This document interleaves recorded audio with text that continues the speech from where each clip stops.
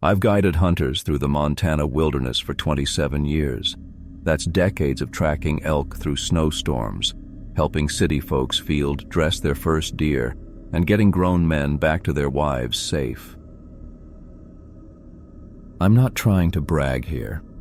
I'm sharing these rules because I care enough about strangers like you to warn you off repeating others' mistakes. When I take clients up into the high passes, I drill some basic rules into them. Always tell somebody where you're headed. Bring twice the water you think you'll need. Check every piece of your gear before leaving town. Never hunt alone. Don't touch a drop of alcohol until all the hiking for that day is done. Keep all your food locked down tight at night. And then there's the rule I push harder than anything else. Never ever use a prey animal call after the sun has gone completely down. That last one isn't about scaring off game or drawing predators. It's about something else entirely. Break the first 6 rules, and you might just get lost, end up parched, or bring a curious black bear sniffing around. Break that 7th rule, and I'll start packing our camp immediately, no matter how late it is, and march us straight back to civilization. No refunds, no exceptions. It's the one rule I've ever ended trips over. Done it 3 times now. Some clients laugh when I tell them this. They think it's backwoods nonsense, like not whistling at night or turning your pockets out if you're lost. I used to give them practical excuses. Sound travels differently after dark, messes with the animals, and so on. But after what happened with Darren Cole, I stopped bothering with the excuses. Darren was a tech exec from Seattle with more cash smarts than wilderness sense. He'd booked my top package, a whole week-long guided elk hunt deep in a remote basin of the Gallatin National Forest.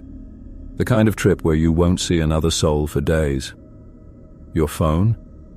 Just a pricey paperweight. The night sky looks like spilled diamonds on black velvet. But it's the silence that rattles newcomers the most. A silence so total it presses against your eardrums until you hear your own heartbeat thumping away. Soon as I picked him up at his hotel in Bozeman, I knew he'd be trouble. He stepped out wearing brand spanking new hunting gear worth more than my monthly house payment, tags still hanging off, soft hands, no calluses. But it was that smirk that said it all, like this whole Montana wild was just another fancy thing he could buy. "So you're the big Rayan Phillips," he said, looking me over. "Expected someone taller."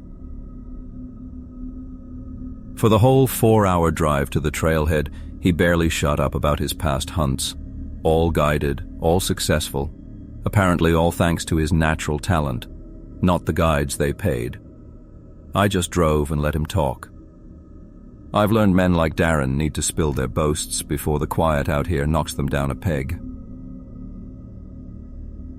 The hike in was 8 rugged miles uphill on steep switchbacks leading to my favorite basin. I watched Darren's cocky grin fade with every step, his breathing heavier, the stops to enjoy the view popping up more and more.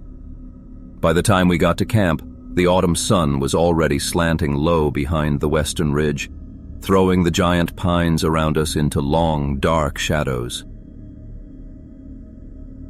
That night, sitting by the campfire with flames dancing shadows on the thick trunks, I laid out my rules. When Rule 7 came up, Darren cocked an eyebrow. "No calling after dark, seriously?" He took a sneaky swig from the flask he'd packed against my rules. "What exactly do you think's gonna happen?" "Trust me on this one," I said, tossing another log on the fire. "Some rules exist for a reason." Darren chuckled, whiskey bravado kicking in. "My last guide had all kinds of rules too. Said a ghost elk haunted his hunting grounds." He reached into his coat pocket and pulled out a shiny elk bugle. "Never stopped me before." The firelight gleamed on his grin as he lifted the bugle to his lips. "Don't!" I snapped, sharp and clear. His eyes locked onto mine across the flames, challenging me, pure defiance. Then he took one deep, full breath. I saw the defiance in Darren's eyes as he put the elk bugle to his lips and blew a loud, clear note that shattered the night's silence. A bull elk's challenge call, perfect as anything I'd ever heard in 27 years, rang through the clearing. It bounced across the basin before fading into the distance. "There," he said with a smirk. "No lightning strike, no monster, you outdoorsmen and your superstitions." My blood ran cold as I stared at him, not because of his disrespect, but because of the silence that came after. The kind of silence that feels like pressure against your eardrums. The kind that makes my instincts scream that something is watching me. "That wasn't funny," I said, my voice barely above a whisper. "Pack that thing away. Now!" Darren chuckled, the whiskey giving him courage. "What? You think the forest police are going to—" He never finished his sentence. From directly above our campsite, not across the valley, not from the ridge, but from the pitch-black canopy of ancient pines that towered over us, came the exact same elk call. A perfect, flawless copy of what Darren had just blown. Every note, every tiny change in sound, every detail. We both froze. The sound was impossible. Elk don't climb trees. They don't mimic calls. And they sure as hell don't sit silently in the branches right above hunters. "What the hell was that?" Darren whispered, his face suddenly drained of color. "Quiet," I hissed, my mind racing. 27 years in these mountains, and I'd never experienced anything like this. An echo? No, the sound came from the wrong direction. Another hunter playing a trick? At this altitude, this far from any trail, impossible.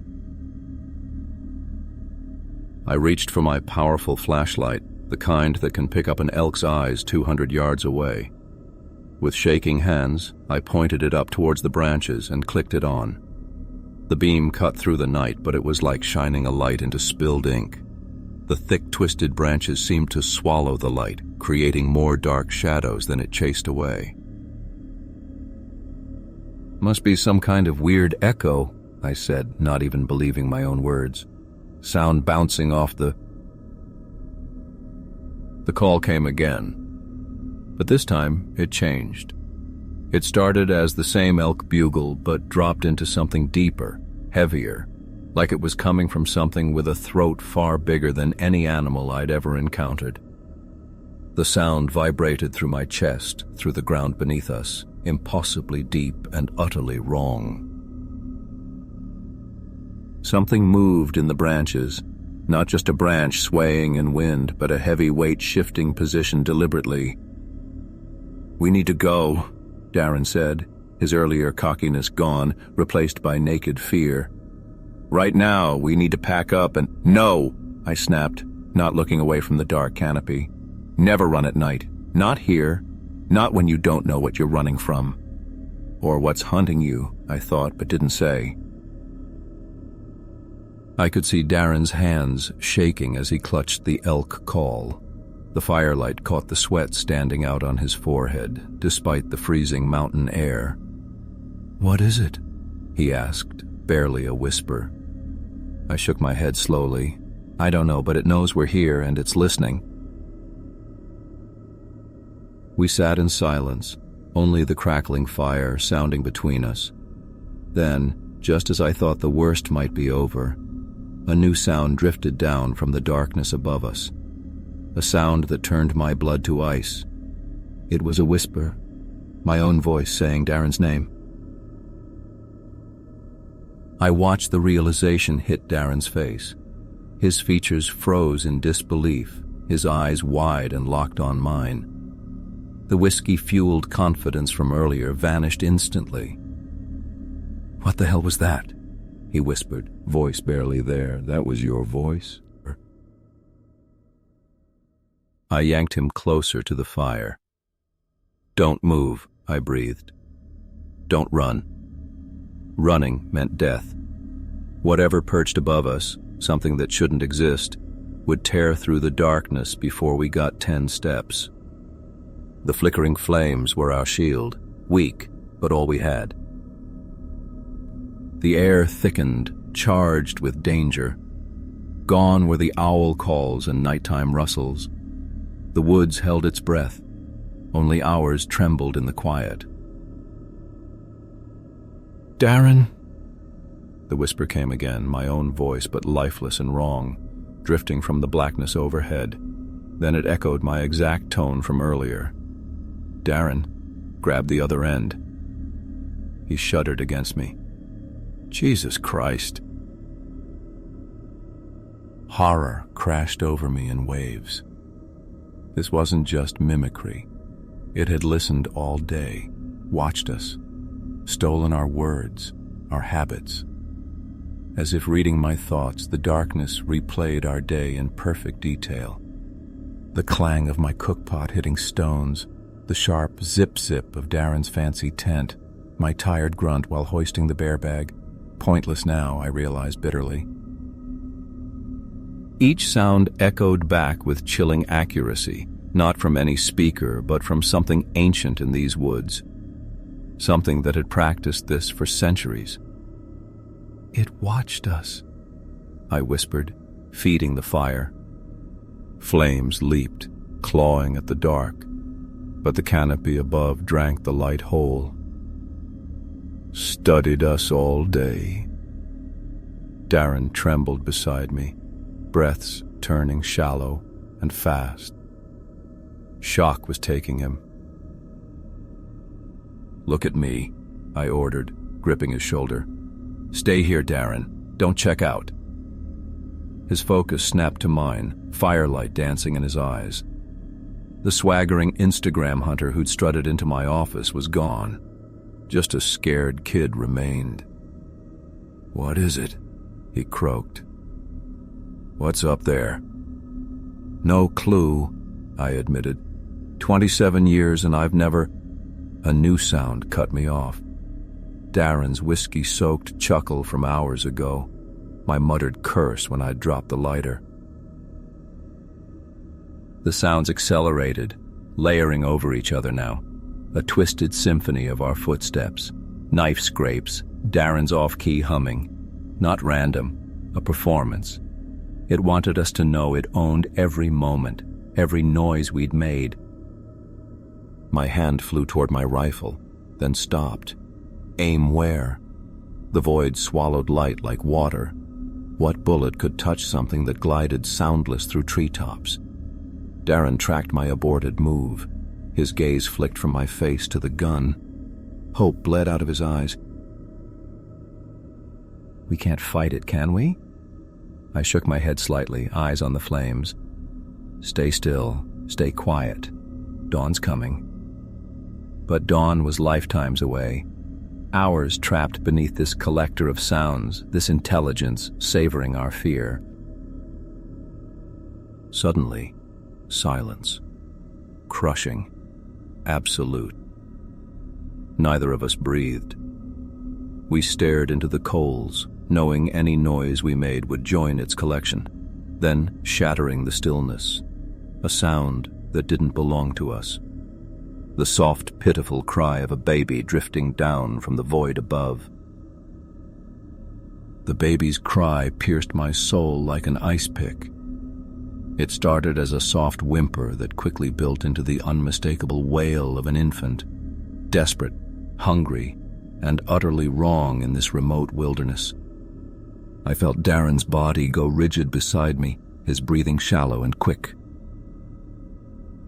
"There's no baby," I whispered, barely audible over the dying fire. "It's not real." The crying shifted, moving sideways through the trees about 60 feet above us.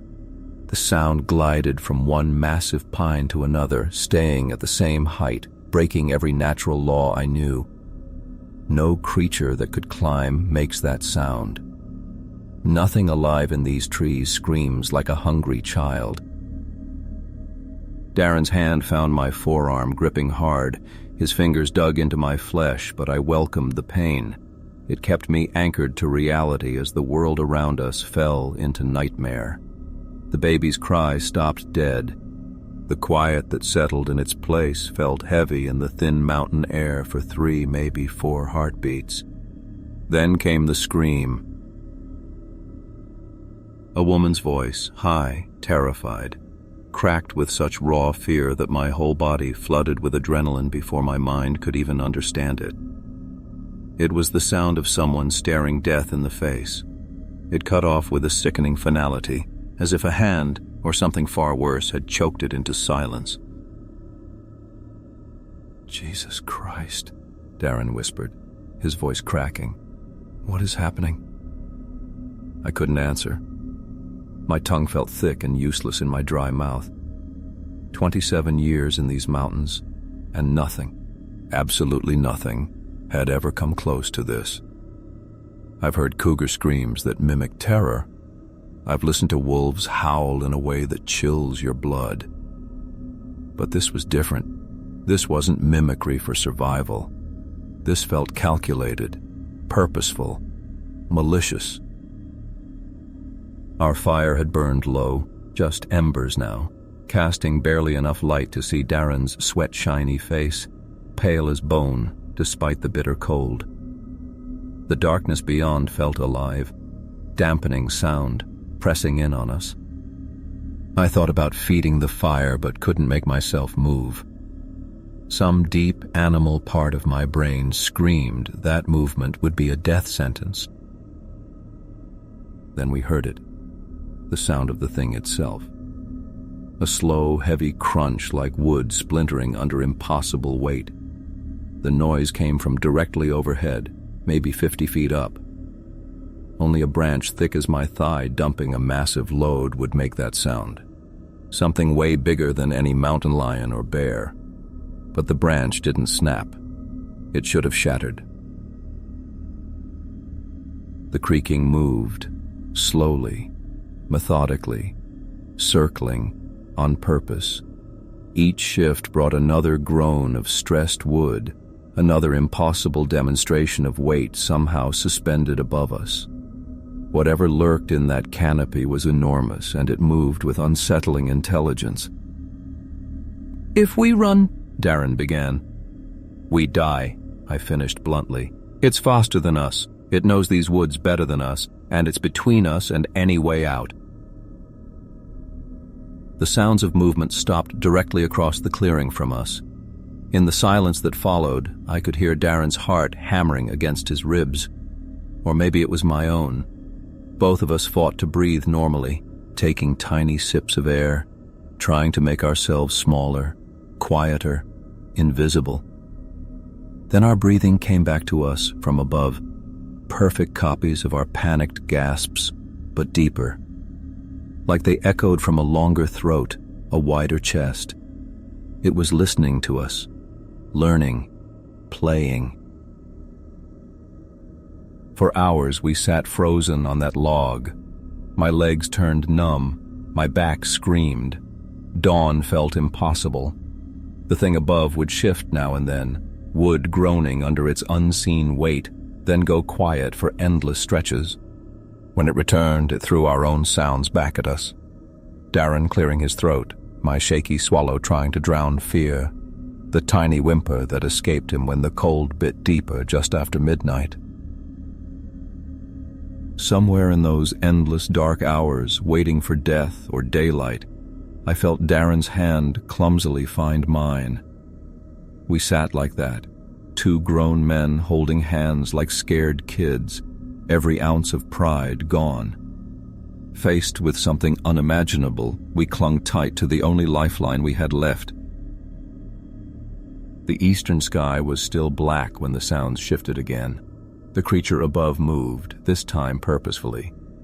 A new noise drifted down, a wet, thick sliding like a huge tongue dragging across teeth. Then followed a deep, rattling inhale, sharp and deliberate, like it was tasting the air, tasting our fear. It was getting ready, setting the stage, And in that moment I knew, with a cold, terrifying certainty, that both of us wouldn't see the sun rise. Just as I was certain the creature was about to drop down on us, the first hint of gray appeared in the eastern sky. That wet sliding sound right above our heads stopped. Its rattling breath stopped too. Dawn was coming. The movements above us grew even more frantic. The branches shook like mad as whatever it was shifted around. It seemed torn between finishing us off and running from the light. I didn't dare move. I barely let myself breathe as I watched that narrow strip of gray in the sky slowly expand. Then the sun arrived. The first direct ray of sunlight cut through the trees like a knife, hitting our campsite. The moment the light touched the clearing, the presence above us vanished. Not slowly, not with one last scare. It was gone instantly, in a way that was almost as terrifying as it being there 1 second it was there, and the next, nothing. The silence that followed wasn't the heavy quiet of night, but the peaceful sounds of a forest waking up.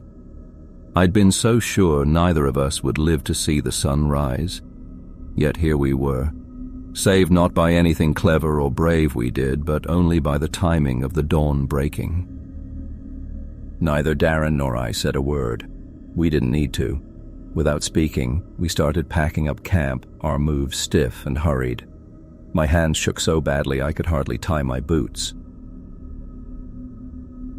Darren's face was ghostly pale, his eyes empty. The arrogant tech boss was gone, replaced by a broken man. The truth was, the Darren Cole who walked into these woods didn't walk back out. As we loaded the last gear onto the pack mule, a feeling hit me I couldn't shake. I needed to know, needed to make sure what we heard wasn't something we both imagined. I left Darren with the mule and went over to the huge pine trees circling our campsite. I forced myself to look up. Starting about 20 feet off the ground, deep gouges scarred the bark of every single tree. These weren't bear marks. They weren't from any animal I'd known in my 27 years in these mountains.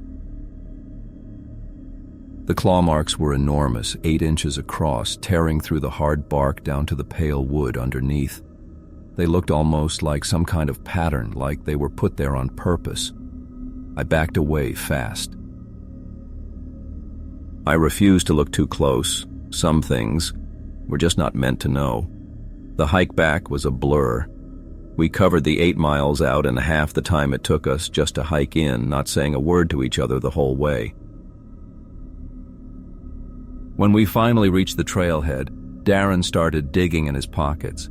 He pulled out his wallet and shoved a thick wad of cash into my hand. It was way more than I'd charged him. "I don't need a refund," he whispered, his voice weak. "I just want to forget it ever happened." That was 3 years ago now. I never saw Darren Cole again. I heard later he sold his tech company and moved to a big city. Won't go anywhere without street lights and phones now. He never talks about that night. Neither did I. Until now. As for me, I still guide. I still take people into the high country, but never, ever to that basin. And I enforce Rule 7 like my life depends on it, because maybe it does. The mountains have always demanded respect, not because of anything spiritual, but because they aren't completely our territory. We share them with things that were here long before us. Things that have learned to watch, to listen, and to copy sounds. So if you're ever way up in the deep wilderness after dark and you hear an elk call, or maybe a child crying, or even what sounds like your own voice coming from where it shouldn't be, don't answer, don't go looking for it, and whatever you do, don't call back. Because it's still out there, listening patiently, forever hunting for new sounds to add to the horrible things it can make. And next time, the sun might not come up fast enough to help you.